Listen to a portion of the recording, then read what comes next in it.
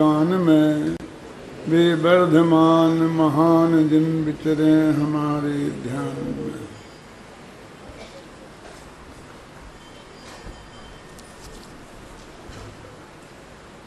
इसे फिल्म लेने वाले की गलती से आपको कर्ता कर्म अधिकार के कुछ छंदों का पाठ सुनने का अवसर प्राप्त हो गया।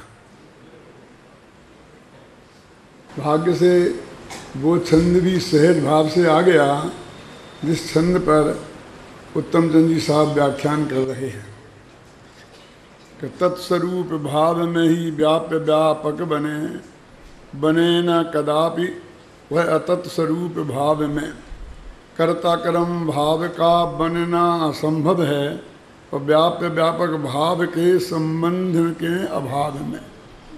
ये बहुत मार्मिक प्रकरण है समय सार का। समय सार में कर्ता कर्म अधिकार सर्वश्रेष्ठ अधिकार है और कर्ता कर्म अधिकार में ये प्रकरण, क्योंकि हम जगत के जीवों की जितनी भी गलतियां चल रही हैं निरंतर 24 घंटे हमारे जीवन में इसको समझने के नहीं बना ही चल रही हैं। इस संदर्भ में मुझे बार बार एक छंद याद आ रहा था जब उत्तम चंद जी साहब इसे समझा रहे थे। मैं उसको समझाने का लोग संवरण नहीं कर सकता। इसमें एक कलश है, छोटा सा श्लोक है, अनुष्टुप छंद है। विकल्प कहा परम कर्ता विकल्पा कर्म केवलम। एक ही पंक्ति पे मुझे बात करनी है कि विकल्पक आत्मा करता है और उसका कर्म केवल विकल्प ही है, उसके आगे उसकी कोई मर्यादा नहीं है। मुल्ला की दौड़ कहाँ तक कि मस्जिद तक, कि इस विकल्प करने वाले आत्मा की दौड़ कहाँ तक कि विकल्प तक, बस उसके आगे उसकी कोई मर्यादा नहीं है। जैसे जानने के स्वभाव के कारण इस भगवान आत्मा को ज्ञायक कहते हैं। ज्ञायक माने जानने का काम करे, तो विकल्प करने की अपेक्षा उसका नाम एक रखा आचार्य देव ने विकल्पक। अम्मे चंद ने रखा, समझ लो इस छंद में। उत्तम चंद जी साहब जो स्पष्टीकरण कर रहे हैं वो बहुत मार्मिक है और बहुत गहराई से उसको समझने की कोशिश करना चाहिए, तो उससे बहुत लाभ होगा। वो कहते विकल्प कहा परम कर्ता विकल्पक। विकल्पक विकल्प में का लगा दिया तो का प्रत्यय जहाँ लगता है उसका अर्थ हो जाता है करने वाला, कहीं भी लगाना। तो वो विकल्प करने के कारण इस आत्मा का नाम रख दिया विकल्पक। लेकिन कौन आत्मा कि ज्ञानी के अज्ञानी? कहते मुख्य बात तो अज्ञानी की है, क्योंकि विकल्प का कर्ता तो वो ही बनता है, ज्ञानी तो विकल्प के कर्ता बनते नहीं हैं। वो तो किसके कर्ता बनते हैं मैं अभी थोड़ी देर में ही बताऊंगा। लेकिन ज्ञानी एक परिभाषा के हिसाब से ज्ञानी को भी ले सकते हैं। यह परिणमति सकर्ता, कि जो परिणमित होता है उसे कर्ता कहते हैं। तो विकल्प रूप परिणमित तो आत्मा हुआ ना, तो उस हिसाब से वो आत्मा करता है। तो ज्ञानी आत्मा भी तो विकल्प रूप परिणमित हुआ ना, लेकिन वो अपेक्षा अलग है। यहाँ वो बात नहीं लेना। यहाँ तो ये कह रहे हैं, मर्म की समझने की बात यह है कि हमने किसी का मारने का विकल्प किया अथवा बचाने का किया अथवा उसका भला और बुरा करने का किया। शास्त्र में 4 शब्द हैं, मैं सुखी करता हूँ, मैं दुखी करता हूँ, मैं मारता हूँ, मैं बचाता हूँ। ये 4 विकल्प हैं बस। तो वो कहते हैं कि तेरे को किसी को मारने का भाव हुआ तो अज्ञानी की अपेक्षा भी लगाएं तो तेरी मर्यादा उस भाव तक ही सीमित है। तू उस भाव का ही करता है। उस सामने जो मरण की क्रिया हुई अथवा नहीं हुई उसमें तेरा रंच मात्र भी कर्तृत्व नहीं है। क्या बचाने का भाव हुआ, तो वहां जो क्रिया हुई उसमें जब दौड़ के गया, बचाया उसे, एकदम बच्चे को छाती से लगाया लिया, नहीं जब ट्रक के नीचे आ जाता आलू जी, तो कहते तूने ये जो क्रिया हुई ना, दौड़ के गया, बचाया, छाती से लगा लिया, अपनी जान जोखिम में डाल के, तो इस क्रिया का कर्तृत्व तो तेरे में रंच मात्र भी नहीं है। बस तेने जो बचाने का भाव किया वो तू उसका करता है अधिक से अधिक। नहीं तो आचार्य ऐसा कहेंगे यदि तू ज्ञानी है तो जो क्रिया हुई उसका और जो तेरे को भाव हुआ उसका, उन दोनों का तू तो सिर्फ जानने वाला है, इसलिए तू तो ज्ञान क्रिया का करता है, ज्ञायक है, उस राग रूप क्रिया का करता भी तू नहीं है। ख्याल में है ना? लेकिन अभी बात वहीं तक रखना कि भाई हम विकल्प के करता है, ख्याल में है ना? तो विकल्प के करता है वो ये कह रहे कि जिसने मारने का भाव किया उसने मारने की क्रिया का करता नहीं है, मरण की क्रिया का करता नहीं है, और बचाने वाला बचा नहीं। ऐसा सुखी दुखी में भी। इसका अर्थ तो ये हुआ कि पर में तो कर्तृत्व किसी कीमत पर जाता ही नहीं, ऐसा हुआ ना, क्योंकि उनमें व्यापक व्यापक भाव नहीं है। व्यापक व्यापक भाव संभव रीते का कर्त कर्म स्थिति, कि व्यापक व्यापक भाव के बिना कर्ता कर्म की स्थिति कैसे संभव है?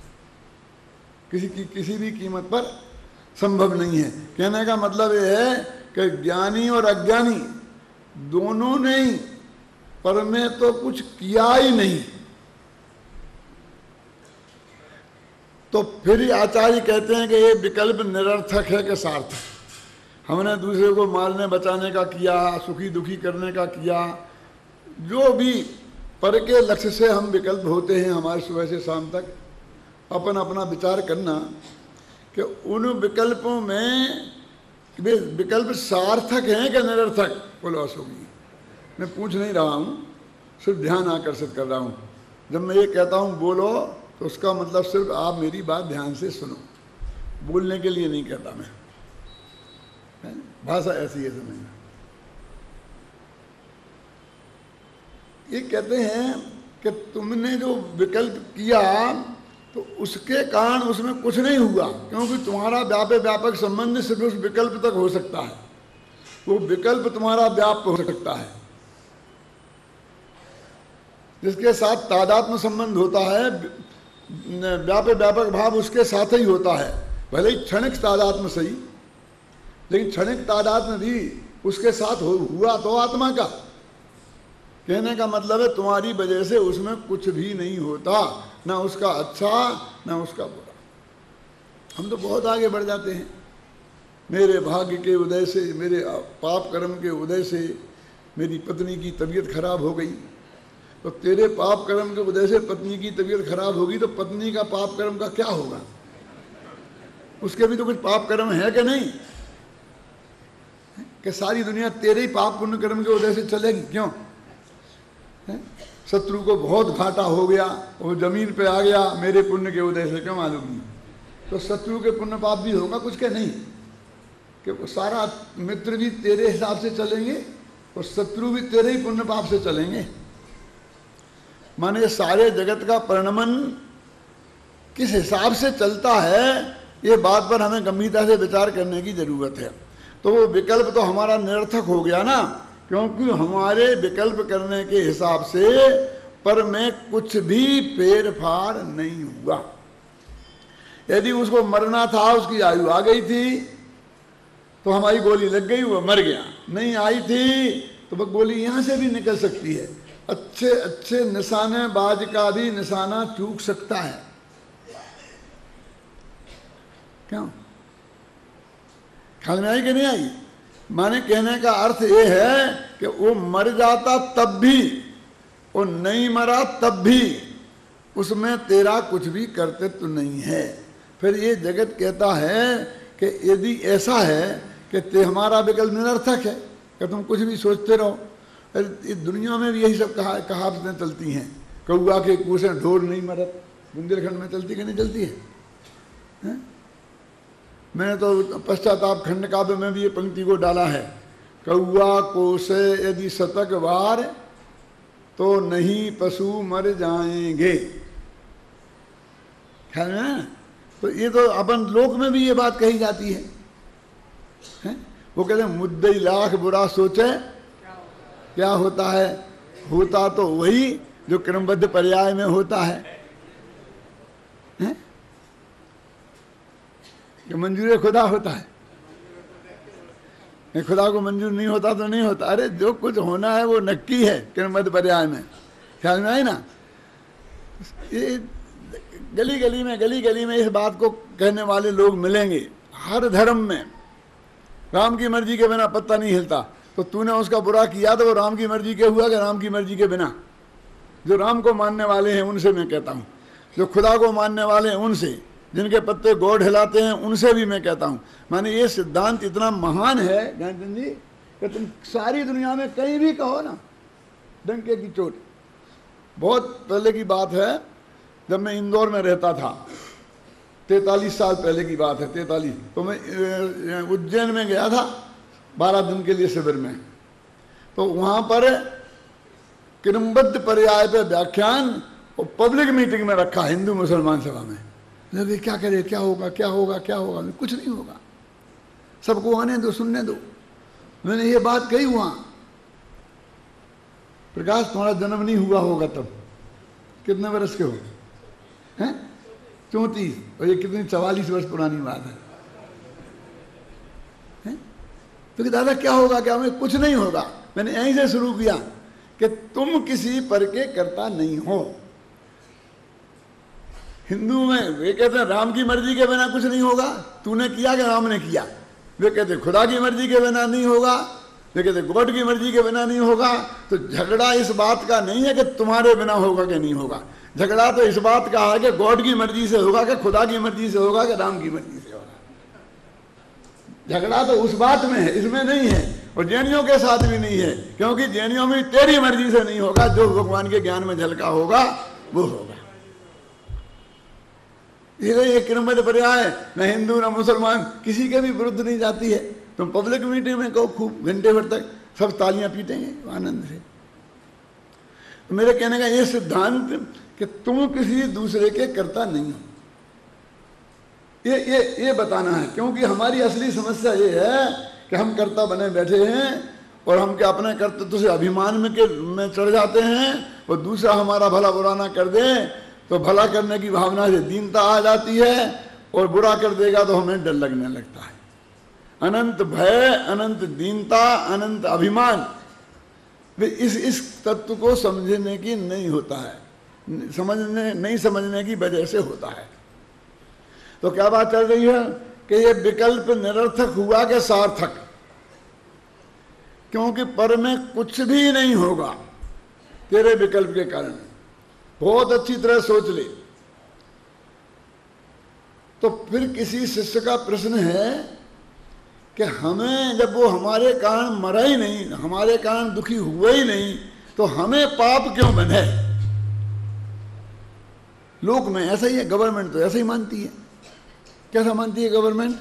कि हत्या हुई नहीं तो मेरे पे केस काय का चले, सजा होना तो बहुत दूर की बात है। मैंने गोली चलाई और बगल से निकल गई और आदमी मरा नहीं, आदमी जिंदा है, अब केस करो तुम। तो वो गवर्नमेंट कहती कोई मरा तो है ही नहीं, वो तो जिंदा है, और किसकी हत्या का केस चले? क्यों? वो तो मरता तो केस चलता, केस ही नहीं बनता है गवर्नमेंट की दृष्टि में, क्योंकि वो तो मानता कि मरता तो बनता। हमारे यहाँ तो कहते हैं कि नहीं, हमारे यहाँ कहते हैं कि निरर्थक नहीं है। जैन दर्शन तो साधवादी है। क्या साधवादी है शांति?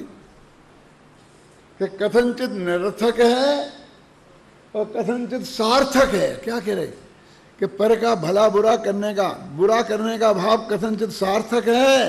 क्या नाम है ये तुम्हारा? हैं? चंदू भाई। हाँ चंदू भाई बोलो, सार्थक है क्या निरर्थक? दोनों हैं जैन के साथ वगैरह कि क्या सार्थक है कि उससे तुम्हें कर्म का बंध गारंटी से होगा। वहां कोई किफायत नहीं मिलेगी इसमें कि वो मरा नहीं है तो कर्म बंध थोड़ा कम हो और मर जाता तो थोड़ा ज्यादा हो, ऐसा नहीं है।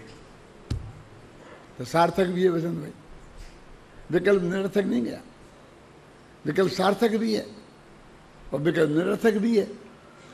अब पर के संदर्भ में निरर्थक है और स्व के संदर्भ में सार्थक है। तुम नहीं बचोगे बेटा, वो बच जाए, तुम नहीं बचोगे। ख्याल में है ना। अभी ये तो मारने और मरने की बात की संबंध में है। अब जरा भला करने के बारे में सोचो, बचाने के बारे में सोचो, तो जानते जी और मारने के बाद कि भैया यदि हमारे बचाने से बचता नहीं वो,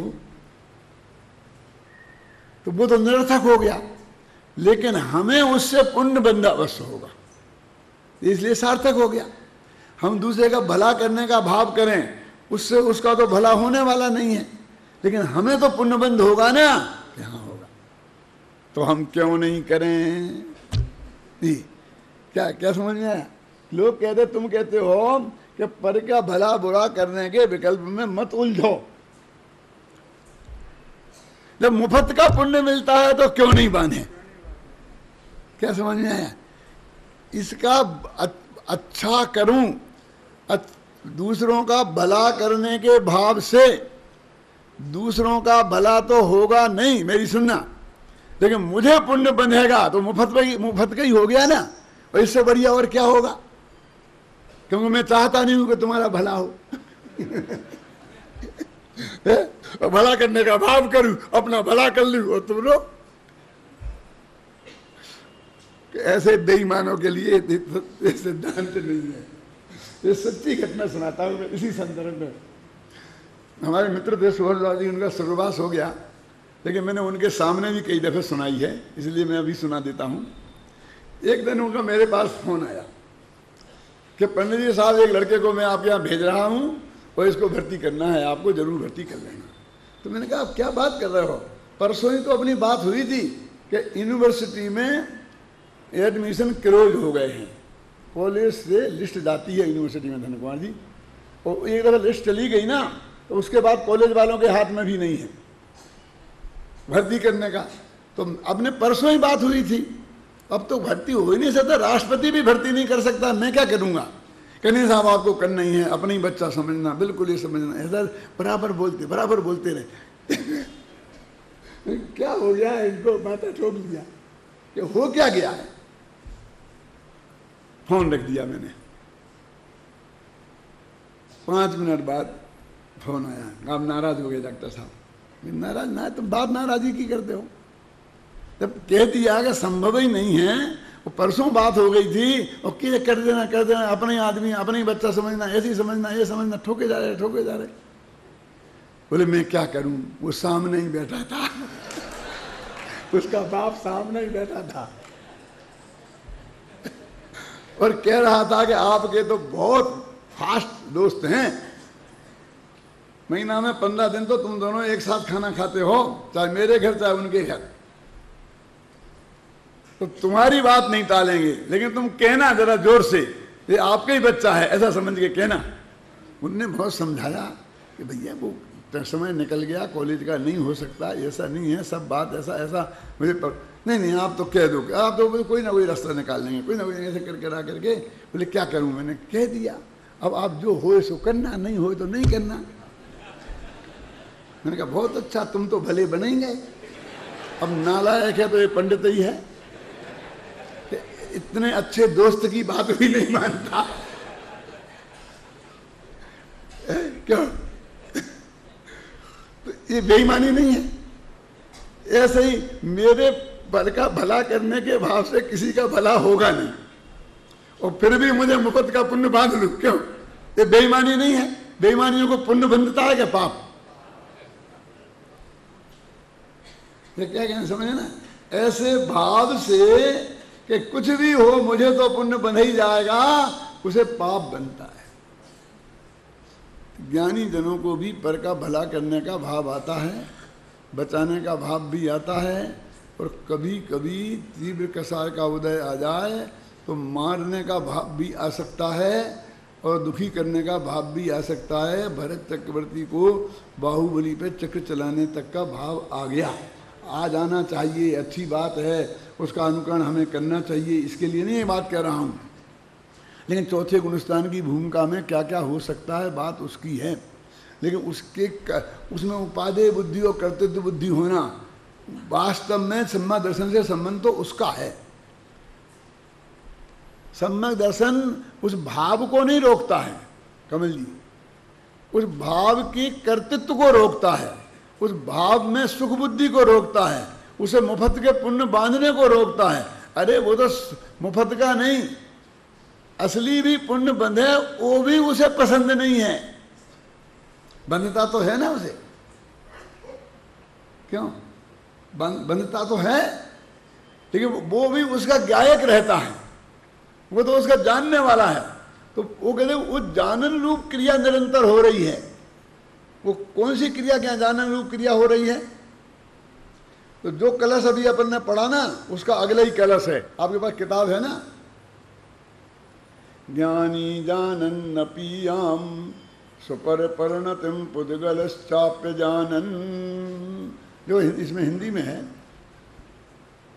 निज पर परिणति जानकार जीव है, पर परिणति को करता कभी नहीं, निज पर परिणति अजानकार पुद्गल, पर परिणति को करता कभी नहीं, नित्य अत्यंत भेद जीव पुद्गल में, करता कर्म भाव उनमें बने नहीं। क्या कहते हैं कि जानकार जीव पर का कर्ता नहीं होता।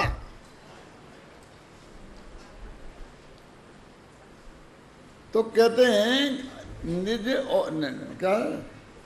निज और पर की परिणति को जानता हुआ जीव भी पर का कर्ता नहीं होता। कौन? निज और पर की परिणति को जानता हुआ, स्वपर परिणति में है ना, क्या है परिणति, भूल गया। ज्ञानी जानन नपीयाम स्वपर परिणतिम, स्व और पर की परिणति को जानता हुआ ज्ञानी कर्ता नहीं बनता। क्या नहीं बनता होगा? ज्ञानी है ना, वो बहुत समझदार है, तो अज्ञानी तो बनता होगा ना। तो कहते हैं कि अज्ञानी माने नहीं जानने वाला पुद्गल भी पर का कर्ता नहीं बनता। ज्ञानी जाना नपि स्वपर परिणतिम, और पुद्गलश्चाप्य जानन, नहीं जानता हुआ पुद्गल भी नहीं बनता। क्या कहना चाहते हैं वकील चंद भाई? ये कहना चाहते हैं कि ये कर्ता बनने नहीं बनने, होने और नहीं होने का संबंध जानने और नहीं जानने से नहीं है। यदि जानने से होता तो ज्ञानी जानने वाला बन जाता, और नहीं जानने से होता तो पुद्गल बन जाता। तो नहीं जानने वाला पुद्गल भी पर का कर्ता नहीं है, और जानने वाला ज्ञानी भी पर का कर्ता नहीं है, और गलत जानने वाला अज्ञानी भी पर का कर्ता नहीं है। कहने का मतलब पर का कर्ता तो ज्ञानी अज्ञानी एक द्रव्य दूसरे द्रव्य का कहीं किसी अपेक्षा कहीं भी है ही नहीं। जिनवाणी में कहा होगा व्यवहार न से उपचय सदूत व्यवहार न से अनुपचय से कहा होगा, जब उसकी बात करेंगे तो उसकी अपेक्षा बताएंगे, लेकिन उससे इस बात को ढीली नहीं करना। जब वो बात बताएं तो एक कलश उठा करके उसको ढीली मत करना। ख्याल में आई ना? तो वो कहे विकल्प का परम कर्ता विकल्पा कर्म केवलम, विकल्पक माने विकल्प करने वाला आत्मा। इसका क्या अर्थ हुआ कि विकल्प रूप परिणमित आत्मा, उसका नाम है विकल्पक। वो आत्मा विकल्प रूप परिणमित हुआ, ज्ञानी उसके जानने रूप परिणमित होता है। ख्याल में आई ना? अज्ञानी उस विकल्प रूप परिणमित हुआ, और लेकिन विकल्प के अनुसार जो पर में क्रिया हुई अथवा नहीं हुई, तो उस क्रिया का कर्ता ज्ञानी और अज्ञानी इस जगत में कोई भी नहीं है। कहने का मतलब यह है कि दो द्रव्यों के बीच में एक दूसरे का भला बुरा कर देगा, मार जला देगा, ये बिल्कुल असंभव बात है। यदि एक बार समय सार के कर्ता क्रम अधिकार का ये सिद्धांत जो गुरुदेव सिंह ने डंके के चोट अपने जगत के सामने रखा, हमारी चित्त की भूमि में उतर जा इस अंतर की गहराई से, तो जितनी गहराई से उतरेगा उतना ही राग देश बहुत तीव्रता से विलय को प्राप्त हो जाएगा। जितना राग द्वेष होता है वो काय से होता है? इसने मेरा बिगाड़ा, इसने मेरा बिगाड़ा, इसने मेरा बिगाड़ा। ये नहीं होता तो बिल्कुल मेरा ऐसा ऐसा नहीं होता, ये नहीं होता, इससे ही क्रोध आता है। वो समझता है ये होता चाहे नहीं होता, इससे होने से मेरे बनने बिगड़ने का कोई संबंध ही नहीं है। मेरा यश अपयश तो मेरे पुण्य मेरे यश कर्म के अधीन है, और यश भी कर्म है, क्या लेना देना मुझे उससे, वो भी तो परद्रव्य है। क्यों? वो मेरे भगवान आत्मा तक तो पहुंचता ही नहीं है। क्यों? जरा विचार करो गंभीरता से कि साहब बहुत लोग आपके बारे में ऐसा सोचने लग गए, ऐसा सोचने लग गए, ऐसा सोचने लग गए। मैंने कहा अच्छा नहीं होगा कि क्यों? कि वो अब जो मेरी वाणी और मेरे साहित्य से लाभ से प्राप्त हो रहे थे, वे बेचारे उससे वंचित हो जाएंगे। उसे मेरा क्या बिगड़ने बनने वाला है? क्यों? मेरे 5 श्रोता कम हो जाएंगे? कौन गिनता है यहाँ कितने बैठे कौन गिनता है? क्यों? बिना ही गिने छापेंगे हम के 2000, 5000, 1000, 5500 जो कुछ भी हम कहेंगे, आज तक सब बिना ही गिने को छपते हैं। और कभी कभी तो ऐसी हंसी आती है कि बड़े मंदिर में प्रवचन हुआ, सिटोरमल जी जहां करते थे वो 5000 की जनता थी। क्यों? कितने बनते हैं तुम्हारे बड़े मंदिर में? बोलो विनय बाबू। हैं? उसे कुछ नहीं है इसका संबंध लेना देना। मेरे कहने का मतलब बस एक लाभ हानि यदि है उत्तम चंद जी, मैंने आपकी बुराई करी, आपने मेरी बुराई करी, और जिसने वो बुराई को स्वीकार किया वो मारा गया। हम तुम दो भी नहीं मारे जाएंगे, क्योंकि तुम्हारा यश और मेरा यश तो मेरे यशस कीर्ति कर्म और तुम्हारे यशस कीर्ति कर्म के अधीन है, उसके अधीन है ही नहीं। इसको यदि बिगाड़ मानो तो यश और अपयश होना ये भी बिगाड़ नहीं है, वास्तव में ये बिगाड़ नहीं है, ख्याल में आए ना। लेकिन मानो बिगाड़ तो उसका निमित्त भी यश अपयश नाम की कर्म की प्रकृति है, और उपादान मेरा आत्मा है, ख्याल में आई ना। लेकिन वो उसकी वजह से बात ध्यान से सुनेगा नहीं, ध्यान से पढ़ेगा नहीं, तो उसका बुरा हो जाएगा। मैं ये बात बोल रहा हूँ साथ की गद्दी पर हाथ रखकर कि मुझे इस बात का बहुत विकल्प आता है कि जो थोड़ा वातावरण खराब होता है, इससे बहुत जीवों का ये तत्व ज्ञान से वंचित होने का लाभ से नुकसान हो जाता है। यदि ऐसा नहीं होता तो ऐसे बहुत जीव हैं कि गहराई से उत्तम चंद जी की टीका भी पढ़ते और मेरी भी टीका पढ़ते और उनको बहुत लाभ होता। उत्तम चंद जी की थोड़ी है, वो तो जयसेन की है, चंद की है, मेरी थोड़ी है। कभी कभी लगता है क्या हो रहा है, और यदि उसमें हम निमित्त हैं तो हम क्या कर रहे हैं। अधिकतम लोग उस चीज तक लोगों तक ये वो बात पहुंचे।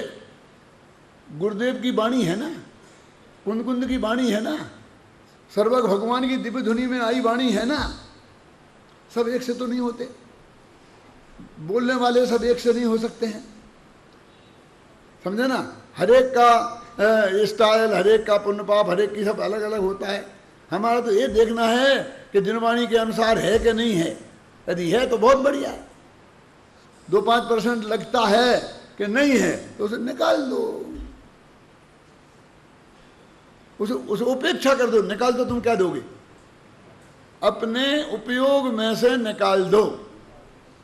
यही कर सकते हैं ना हम, क्यों?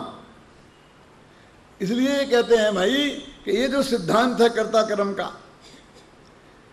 कि जैन दर्शन में कोई ईश्वर जगत का कर्ता नहीं है, अकेली ये बात नहीं कही है, पूरे कर्ता कर्म अधिकार में एक वाक्य भी ऐसा नहीं है उत्तम चंद जी साहब कि ईश्वर जगत का कर्ता नहीं है। मुझे तो बड़ा आश्चर्य हुआ, क्या हुआ ये? हम तो न्याय शास्त्र पढ़ा था, तुम्हारे ईश्वर की धुनाई धुनाई धुनाई धुनाई धुनाई, और आजकल ऐसी पोजीशन हो गई, ईश्वर के मानने वाले बहुत हैं, तो कहते वो उसे छिपा लो भैया, वो न्याय शास्त्र अब प्रकाशित मत करो, मोक्ष महाप्रकाशक का कहते 5वां अध्याय निकाल दो। ऐसे ऐसे लोग कहने वाले हैं। क्यों? कि भाई अब दूसरे का हम निषेध करेंगे तो झगड़ा हो जाएगा। क्या कुंद कुंद ने इतना बिल्कुल नहीं लिखा। वो कहते मेरे सामने समस्या ही नहीं है, मेरे सामने जो इतने श्रोता बैठे हैं वो एक भी ऐसा नहीं है जो ईश्वर को जगत का कर्ता मानता हो, उसके बारे में बात करके मैं 2 मिनट भी खराब क्यों करूं। यहां भी यही पोजीशन है अपने यहां भी। लेकिन ये छोटे छोटे कर्ता बैठे हैं सब जगह, घर घर में। कोई अपने घर का कर्ता बन गया है, कोई अपने शरीर के स्वास्थ्य का कर्ता बन गया है, कोई समाज का कर्ता बन गया है, कोई मोहल्ले का कर्ता बन गया है, कोई गांव का कर्ता बन गया है, कोई देश का कर्ता बन गया है। समझ में आई ना? और बस बस कुंद कुंद कहते हैं कि मेरी समस्या इन कर्ताओं से निपटना है। क्या कि विकल्प की सीमा के बाहर तुम्हारी पहुंच ही नहीं है, तुम कभी उसके बाहर निकले ही नहीं। एक दृष्टि से विचार करें तो असंख्य प्रदेशों के बाहर नहीं निकले, प्रदेश की अपेक्षा, और विकल्प की अपेक्षा करें तो विकल्प के बाहर नहीं निकले। भाव की अपेक्षा बात करें तो विकल्प की सीमा के बाहर नहीं निकले, ज्ञान की सीमा के बाहर नहीं निकले, निकल सकते ही नहीं। क्यों? क्योंकि उन 2 द्रव्यों के बीच में वज्र की दीवार है। वो वज्र की दीवार सिर्फ इतनी नहीं है कि तुम्हें पर द्रव्य को तुम में नहीं घुसने देगी, तुम्हें भी अपनी सीमा के बाहर नहीं निकलने देगी। यदि गेट बंद कर दें तो गेट बंद करने से अकेले बाहर वाले यहां नहीं आ पाएंगे, इतनी बात नहीं है, यहां वाले भी बाहर नहीं जा पाएंगे। समझ गए आप? ये तो वज्र की दीवार है ना, तो ऐसा कोई मेरा भरत बुरा नहीं कर सकता क्योंकि वज्र की दीवार है, वो मेरे प्रवेश नहीं कर सकता। बेटा तू भी तो नहीं निकल सकता है वज्र की दीवार में से उसमें कुछ करने के लिए। तो ये निरर्थक विकल्पों से क्या लाभ है? ख्याल में नहीं ना? ये कर्ता कर्म अधिकार की बहुत मार्मिक बिंदु है। जब उत्तम चंद जी साहब प्रवचन कर रहे थे तभी मुझे कोई छंद याद आ रहा था बार बार, और भाग्य की बात देखो इसकी कृपा से छंद का भी पाठ हो गया। अब अपनी बात तो चल रही अरस में रूप गाथा की, अरस के बोल पर मैंने कल घटित किया था। यद्यपि मुझे उसमें कुछ कहना बाकी है, लेकिन अब मैं उसे रिपीट नहीं करूंगा। मैं अरूप के बोल पर उसी बात को वैसे ही घटित किया है, तो जो कुछ कहना है वो अरूप के बोल के संदर्भ में कहूंगा। आपके पास 100वां पेज निकाल लो, ये 100% सत्यवाद 100वें पेज पर है। देखो 4थी लाइन हिंदी की, उद्गल द्रव्य से भिन्न होने के कारण जीव में रूप गुण नहीं है। क्या? उद्गल द्रव्य से भिन्न होने के कारण जीव में रूप गुण नहीं है, अतः जीव अरूप है। और पुद्गल द्रव्य के गुणों से भिन्न होने के कारण जीव स्वयं भी रूप गुण रूप नहीं है, अतः जीव अरूप है। अरूप शब्द तो दोनों का एक है, और दोनों में फर्क क्या डाला? बोला अध्यात्म है, किताब क्यों नहीं रखते? वो अंतर समझ में नहीं आएगा किताब को देखे बिना। देखो पहले में ये कह रहे ज्ञानचंद जी कि जीव में रूप गुण नहीं है, इसलिए पहला यही है ना, पुद्गल द्रव्य से भिन्न होने के कारण जीव में रूप गुण नहीं है। और दूसरे में कह रहे कि जीव स्वयं रूप गुण रूप नहीं है, इतना फर्क है। देखो अब देखो, वो जीव नहीं है, गुण रूप नहीं है, जीव नहीं गुण रूप, फर्क क्या है? पहले कहते हैं कि जीव में रस नाम का गुण नहीं है, और दूसरी में कह रहे हैं कि जीव रस गुण रूप नहीं है।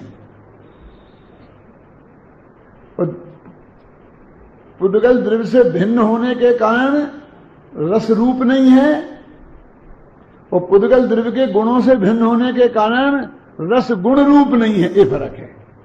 इससे वैसे ध्यान जाता नहीं है श्रीकृष्ण जी, ये ध्यान स्पेशल दिलाना पड़ता है तो फिर चला जाता है, ऐसा कुछ नहीं है। मतलब इसमें कोई नई बात मैं कुछ नहीं कह रहा हूं, आप भी पढ़ते जाएंगे, लेकिन वो फिर अरस भरा भरा कहेंगे द्रव्य से नहीं है, भिन्न है, गुण से भिन्न है, इसलिए कहा। लेकिन दोनों में फर्क डाला ना कि वो रस रूप नहीं है और पुद्गल द्रव्य से भिन्न होने के कारण, पुद्गल द्रव्य के गुणों से भिन्न होने के कारण। अब देखिए तीसरा बोल है कि पुद्गल द्रव्य का स्वामी नहीं होने से वो द्रव्य इंद्रियों के माध्यम से जानने में रस को नहीं जानता, इसलिए वो अरस है। अब पुद्गल द्रव्य का स्वामी नहीं होने से क्या मतलब कि जो इंद्रियां है ना, ये पुद्गल द्रव्य की बनी है। तो पुद्गल द्रव्य का वो स्वामी होता, जैसे जरा पंडित जी के थोड़ा आगे रखा करे, थोड़ा तो मुझे कम गर्दन घुमानी पड़ेगी जितनी कर सकते हो। तो क्या बात कह रहा मैं, स्वामी नहीं होने से, तो पुद्गल द्रव्य का स्वामी नहीं है, तो पुद्गल द्रव्य का स्वामी होता, समझ आई ना, इंद्रियां बनी है पुद्गल द्रव्य की। तो जब मैं इंद्रियों का स्वामी नहीं हूं, इंद्रियां मेरी गुलाम नहीं है, तो मैं इंद्रियों से कैसे जान सकता हूं? आप सुने ना, मैं आंख का स्वामी नहीं हूं, आंख को आदत दूंगा तुम देख, तो नहीं देखने का, मैं तुम्हारा नौकर थोड़ी हूं, बोलते ना। और जरा अच्छी भाषा में बोले तो मैं तुम्हारे बाप का नौकर हूं। यानी पुद्गल द्रव्य का, इंद्रियां पुद्गल द्रव्यमय हैं, और जीव चूंकि पुद्गल द्रव्य का स्वामी नहीं है, इसलिए इंद्रियों का स्वामी नहीं है। जब इंद्रियों का स्वामी नहीं है तो इंद्रियों से कैसे जानेगा? इसलिए वो अरस है, रस नहीं चखता। ये जवान से रस नहीं चखते, रसना इंद्री से रस नहीं चखते, क्योंकि रसना इंद्री के तुम मालिक नहीं हो। ये कभी भी जवाब दे देती है, तुम हमेशा चाहो वैसा काम करती है क्या? अब चौथे में क्या कहा, चौथे बोल में क्या कहा?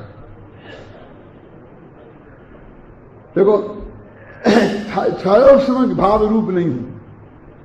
स्वभाव दृष्टि से देखो तो जीव छायोपशमक भाव रूप नहीं है, और भाव इंद्री छायोपशमक भाव रूप है, समझे ना। तो मैं छायोपशमक भाव रूप नहीं हूं, तो जब तो भाव इंद्री से मैं नहीं रस को चखता हूं, ना द्रव्य इंद्री से चखता हूं, ना भाव इंद्री से चखता हूं, इसलिए रस हूं। ये चार बोल हो गए, देखो याद हो जाएंगे, होंगे कि नहीं होंगे? पहले में क्या, पुद्गल द्रव्य से भिन्न है। दूसरे में क्या, पुद्गल द्रव्य के गुणों से भिन्न है। तीसरे में क्या, पुद्गल द्रव्य का स्वामी नहीं है। चौथे में क्या, छायोपशमक भाव का स्वामी नहीं है। हेतु हो गए। अब चारे में लगाओ, इसलिए वो पुद्गल क्या पहला, पुद्गल द्रव्य से भिन्न होने से रस रूप नहीं है। पुद्गल द्रव्य के गुणों से भिन्न होने से रस गुण रूप नहीं है। पुद्गल द्रव्य का स्वामी नहीं होने से इंद्रियों से, द्रव्य इंद्रियों से नहीं चखता है, और छायोपशम ज्ञान वाला भाव वाला नहीं होने से, उसका स्वामी नहीं होने से वो भाव इंद्रिय से नहीं चखता है। तो दो हुए पुद्गल द्रव्य गुण से भिन्नता के कारण, और दो हुए द्रव्य इंद्रिय और भाव इंद्रिय के कारण। अब ये पांचवा जरा टेढ़ा है। मेरे से प्रश्न भी कई लोगों ने किए थे रास्ते में चलते, घर पे भी, कि वो पांचवा समझ में नहीं आ रहा, पांच में समझ में नहीं आ रहा। मैंने कहा अभी तो क्या है, 6 जगह 6 दफे रिपीट करना है मेरे को, समझना वही। ये क्या कहना चाहते हैं कि ये आत्मा संवेदन करता है ज्ञेय का, ज्ञेय को जानता है, जानने रूप संवेदन करता है। तो वो कहता है कि इस सामान्य का संवेदन, बहुत अच्छा शब्द है इसमें, देखो क्या है, समस्त, पांचवा, समस्त विषयों के विशेषों में साधारण ऐसे एक ही संवेदन परिणाम रूप जीव का स्वभाव होने से वह केवल रूप वेदना परिणाम को पाकर रूप नहीं देखता, अतः अरूप है। तो क्या कह रहे हैं कि वो जो सबका संवेदन करता जानता है ना, तो वो कोई अकेले एक को थोड़ी जानता है। अब आपने उसका सहयोग किया, वो आपको दिखाई क्या दे गया वो, और आपने उसका सहयोग किया, ये अच्छा नहीं है, ये अन्याय है। भैया मेरे को जो दिख जाता है मैं उसको ही बोला देता, मैंने एक विशिष्ट को मैंने नहीं बुलाया, मुझे ये काम है। तो एक लड़का देखा कि भाई इधर तेरा क्या नाम है, एक जरा बोल के आना घर पर ये बात, कि उसको ही बोलते, मेरे को नहीं बोलते। कभी चांस मेरे को भी दो, तू दिख जाता पहले, मैं तेरे को कह देता। यानी तू मेरे पर पक्षपात का जो आरोप लगा रहा है, किस बात का, कि तुम बार बार इसको ही बुलाते हो। क्यों? अशोक जी को याद करते हो प्रवचन में, अशोक जी को करते हो, हमें करते ही नहीं कभी। अरे भैया क्यों, अशोक दिख जाते, उसका नाम जानते हैं तो बोल देते हैं, और तुम्हारा नाम नहीं जानते हैं तो क्या बोले? तुमसे कि क्या नाम है तुम्हारा? कोदरलाल जी, चंदूलाल जी, भूल जाता हूं मैं, गाथाएं याद रहती हैं तो नाम भूल जाता हूं। तो सचमुच बहुत नाम में सिर्फ इसलिए नहीं ले पाता हूं कि मैं भूल जाता हूं। आज उपयोग में आता है लेकिन नाम याद नहीं आता। तो मुझे क्या कह रहे कि देखो आप बिल्कुल उपयोग में से हटा दो कि जिसका नाम ले रहा हूं वो मेरे लिए भी विशिष्ट है, और जिसका नहीं ले रहा हूं वो विशिष्ट नहीं है। ये बिल्कुल नहीं है, मतलब इसमें पक्षपात की गंध नहीं खोजना। तो वो कहते हैं कि रूप को जानता है आत्मा, तो उसमें से कोई रूप के प्रति उसको कोई विशिष्ट वो नहीं है। रूप रस गंध स्पर्श सारा पुद्गल, सारे दीप, सारे दुनिया, तो सबको एक से ही जानता है। वो अपने जानने का काम है, जानता है, झगड़ा खत्म बस। वो खड़ा है ना चौराहे पर पुलिस वाला, ऐसा ऐसा करता है ना इशारे पे, मेरे को रोक दिया। अरे मैंने तेरे को नहीं रोका, मैं तो लाल बत्ती होती है तो सबको रोकता हूं, तो मेरे को रोका नहीं। कि जो सबको रोकता हूं इसका अर्थ हो गया ना तेरे को नहीं रोका। कि मैं सबका संवेदन करता हूं इसका अर्थ हो गया कि अकेला रस का संवेदन नहीं करता, इसलिए अलग। ये थोड़ी अटपटी तो है, समझ गया ना? क्यों अध्यात्म पकड़ में आया? पूछूंगा। मेरी दृष्टि में वही को नंबर मिलने वाले हैं जो शास्त्र रख के बैठेगा, वो पढ़ेगा, पूछ के बताएगा। कोई नेतागिरी से मैं किसी को नंबर देने वाला नहीं, इस पक्का समझ लेना। क्या समझे? ये पांचवा बोला। छठवां और भी विचित्र है। ये दोनों गेय गायक संबंधी बोल हैं, है ना? गेय गायक छठवां बोल क्या है, जो पढ़ो। समस्त गेयों का ज्ञान होने पर भी सकल गेय गायक के तादात्म्य का निषेध होने से। अब सारी दुनिया को जानते हैं लेकिन तादात्म्य किसी से नहीं है, तो रस को भी जानते हैं उसी हिसाब से, उससे भी तादात्म्य नहीं है, इसलिए रस निषेध होने से उसके ज्ञान रूप परिणमित होने पर भी, देखो कि पर को जानने का निषेध नहीं किया तुमने, नहीं क्यों किया? उसके रूप के ज्ञान रूप परिणमित होने पर भी रूप परिणमित नहीं होता। ये एक छठवां बोल है। मैं बराबर घिसूंगा, क्यों कि अमृतचंद्र ने घिसा। बिल्कुल एक शब्दावली तेरा संस्कृत में पढ़ना, जो पहले रस के बारे में है जति भाई, वही रूप के बारे में, वही गंध के बारे में, वही स्पर्श के बारे में कह देते तुम समझ लेना। नहीं, इसमें क्या कि कंजूसी करना कि आचार्य है तुम्हारा कितना महत्वपूर्ण समय है, और समय सार की एक एक पंक्ति कितनी है, संक्षेप में कर दोगे। नहीं, ये कंजूसी इसमें नहीं करना। कंजूसी और बाहर की बातों में करना। और गुरुदेव भी बराबर घोंटते रहे। मैं तो उस वक्त बहुत आश्चर्य में पड़ गया जब 20 कलश आए। कौन से? कर्ता कर्म अधिकार के हैं, तत्ववेदी चित्तपक्षपाता। तो गुरुदेव बराबर धोने जा रहे, 20 के 20 पे बराबर प्रवचन करते जा रहे। दोनों प्रवचन एक से आ रहे, और मान लो 15 दिन लग गए तो एक से ही व्याख्यान आ रहा। लोग सुनने वाले ऊब जाएं, लेकिन दे नहीं ऊबे। प्रसन्न भाई, मेरे जो बहुत से लोग कहते हैं कि एक बात का रहस्य मुझे बताओ धन कुमार जी। नहीं बोलो क्या? कि आप जिस व्याख्यान को 100वीं दफे करते हो तो वैसे ही रस आता है आपको। अरे वो तो आपके लिए बिल्कुल घिसा पिटा है? लेकिन जब वो पुलिस वाले ने मेरे से कहा क्यों, मैं एक पुलिस चौकी पे गया तो वैसे ही खिलते हो, क्या हो ये है क्या? हमको दूसरी दफे में ही मजा खत्म हो जाता है। क्यों? अरे भाई वो उस वस्तु का प्रतिपादन करते हैं और वस्तु के साथ एकाकार होते हैं। इसलिए वो कोई वैसी नकल करते हैं, वैसी एक्टिंग करते हैं, ऐसा कुछ नहीं है। जब वो वहां आते हैं तो वैसा ही होता है। पहली दफा तुमने थोड़ी ट्रेनिंग दी थी हमें, तो पहली दफा हम वैसे भय थे, तो जैसे पहली दफा भय थे रस परिपाक से, वैसे ही अभी होते हैं। उसमें कौन सी गजब की बात हो गई? ऐसा कुछ नहीं है। इसलिए यहां कहते देखो भाई, अब रूप पे घटित कर दिया ना, कौन से 6 बोल। फिर बोलता हूं, एक संक्षेप में दोहराता हूं, संक्षेप में दोहराता हूं क्या कि रूप पुद्गल द्रव्य से भिन्न होने के कारण रूप को, मैं रूप नहीं हूं, मैंने रूप गुण रूप नहीं हूं, इसलिए मैं अरूप हूं।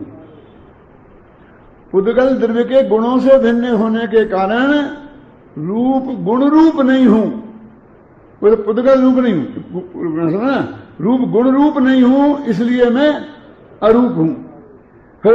फिर मैं पुद्गल द्रव्य का स्वामी नहीं होने से, पुद्गल से रचित जो द्रव्य इंद्रियां हैं उनसे नहीं जानता, उनसे रस नहीं चखता, इसलिए मैं अरस हूं।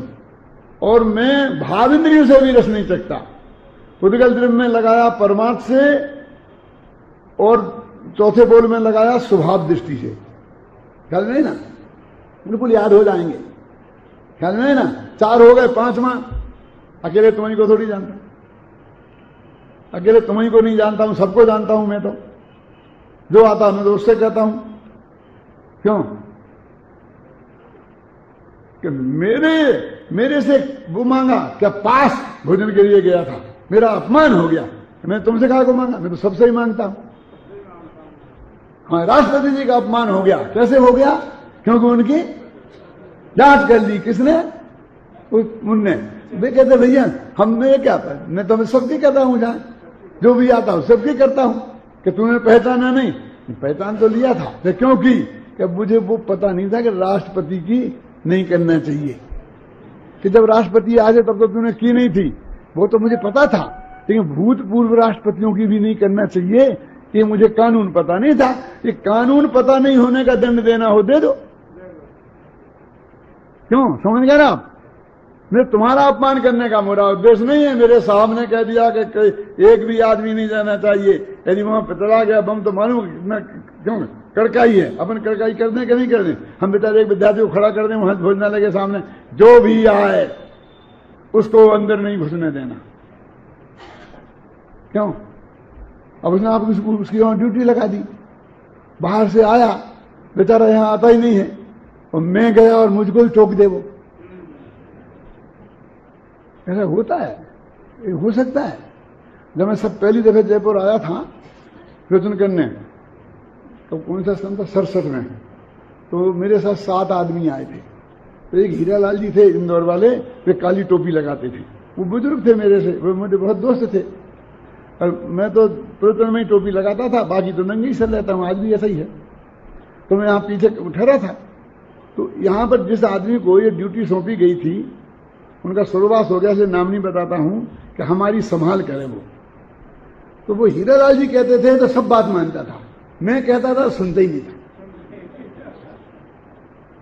तो मैंने उन हीरालाल जी से कहा कि आप जाओ और उनको ऐसा बोलो। बोले आप नहीं बोल सकते। वो मेरे बहुत गहरे दोस्त थे जो मेरे से ऐसा कह सकते थे, आप नहीं बोल सकते, मेरे को बोलते हैं।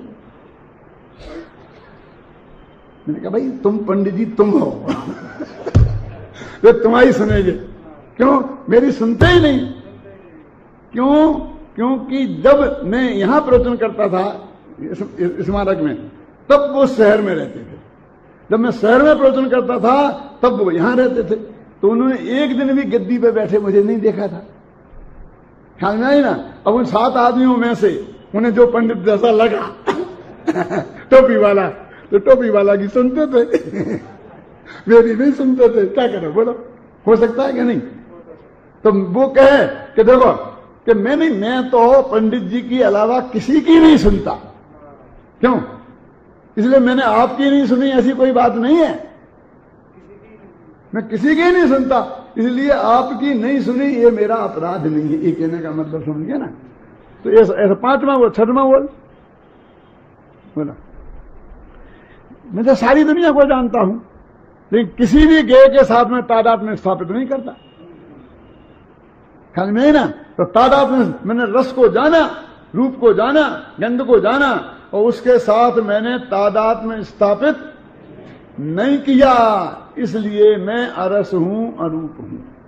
अब ये 6 बोल लगाए, क्या कहना चाहते हैं? कि पर के साथ एक अनेक प्रकार से संबंध जोड़ता है।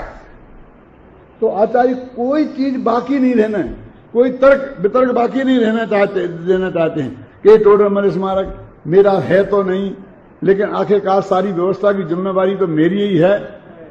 इस बहाने अपना बनाना चाहता है ना? तो नहीं जिम्मेवारी आपकी कोई जिम्मेवारी नहीं है, लेकिन विकल्प तो मुझे आता ही है। कोई इसमें कोई गड़बड़ करे तो मुझे बर्दाश्त नहीं होता, कोई ना कोई बहाने। तो वो आचार्य कहते हैं कि रस का साथ में और रूप के साथ में प्रकाश, ये जीव किसी ना किसी प्रकार चेंटे रहना चाहता है, किसी ना किसी रूप में। तो आचार्य कहते हैं तू किसी भी रूप में रस से तेरा कोई संबंध नहीं है, तू इस बात को पक्का निर्णय कर ले। इसलिए वो एक एक बात में 6 बोल लगा रहे, और 6 बोल 5 में 30 बार ये बात कहेंगे नहीं है, नहीं है, नहीं है। क्यों? आपने कहा डॉक्टर साहब मेरी बात सुनो तो ऐसा कर देना, ऐसा कर देना। मैंने कह दिया कि नहीं करूंगा, नहीं हो सकता मेरे से, आप मेरी सुनते ही नहीं। लेकिन मैंने कह दिया ना, नहीं होगा, नहीं होगा, नहीं होगा। बोलो क्या कहना है? जरा कह दिया ना कि नहीं नहीं नहीं, कितनी दफे सुनना नहीं नहीं नहीं नहीं नहीं नहीं। आप सुनिए ना, आचार्य 30 दफे नहीं करते हैं कि कोई गुंजाइश तुम निकालना मत। वो व्यवहार में से याद मत करो उसको, यहां अब सगुन हो जाएगा, क्योंकि हम जो बात समझाना चाहते हैं वो गहराई से अंदर पहुंचेगी नहीं। इसलिए आचार्य देव रूप रस गंध से हमारा कोई संबंध नहीं है, ये बताने के लिए इतनी दृढ़ता से बात कर रहे हैं।